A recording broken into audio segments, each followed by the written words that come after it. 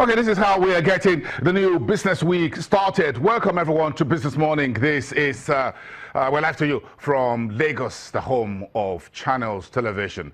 This is Monday, the 13th of November. I am Bosun Omofaye. This is how we get the show started. Of course, the weekend was all abuzz with the Chartered Institute of Bankers of Nigeria. The governor of the central bank, Godwin Emefiele, used the occasion, as he did last year, to talk about the state of the economy, the monetary policy environment, and of course, perhaps some outlook into what to expect at the next MPC. The next MPC will be next week, Monday and Tuesday. So the central bank always uses this occasion to talk up the economy and bring us up to speed. And so he says over the weekend that although the current developments in the country's macroeconomy are welcome, we as leaders and policymakers must neither become complacent nor overconfident. And that sounds a little bit like some of the headline stories from the just concluded World Bank, IMF, that the world central bankers and policymakers should not become complacent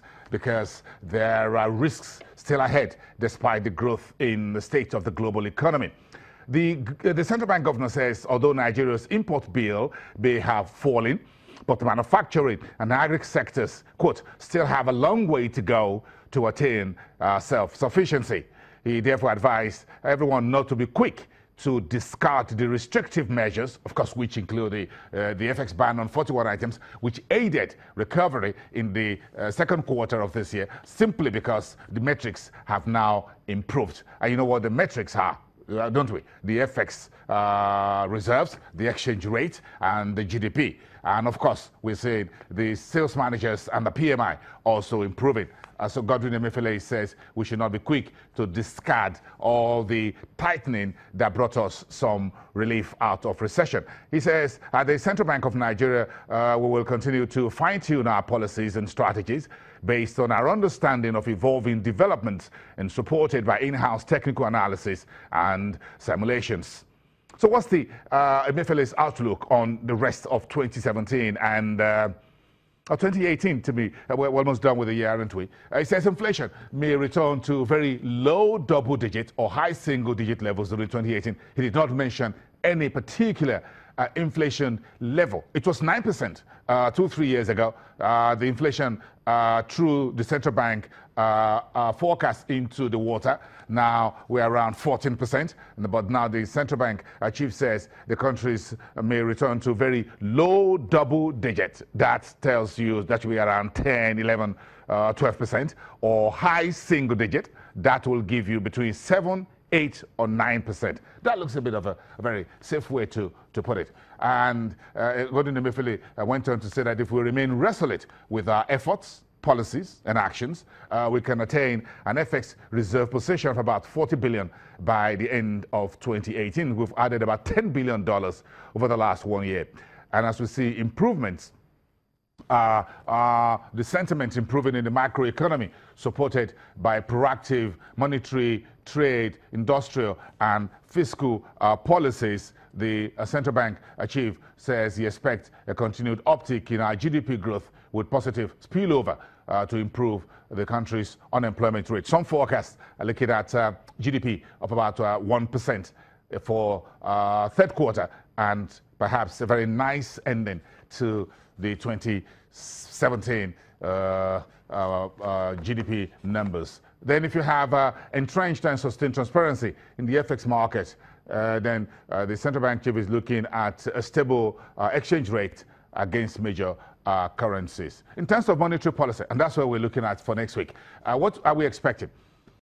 The central bank chief says the monetary policy stance, which has been hawkish, could change when the underlying fundamentals become supportive and if the pace of disinflation becomes adequate and we see inflation at predicted levels.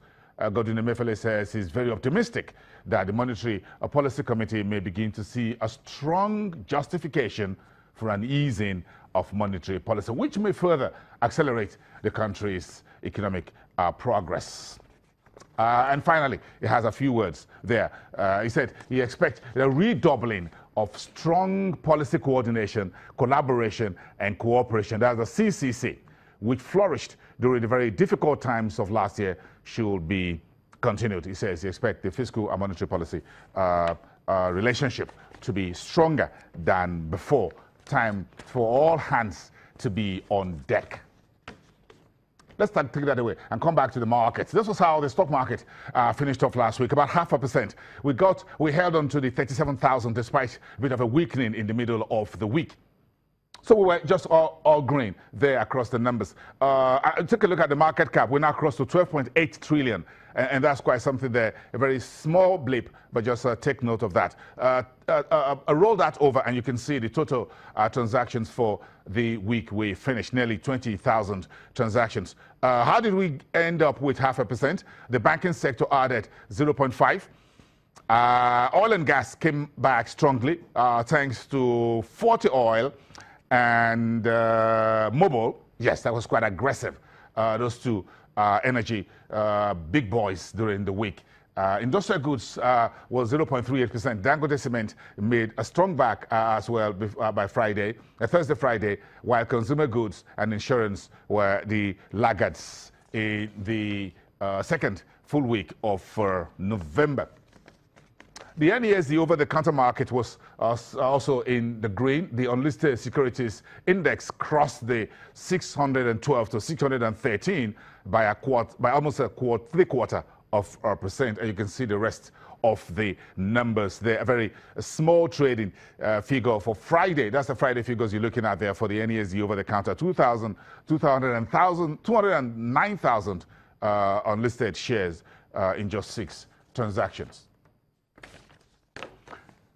If let's just pace into the fixed income market, where it was a little bit lackluster because there were a number of activities during the week. The central bank made 2 aggressive FX auctions, nearly $500 million. So if you're an authorized dealer, you've got to make provision for that.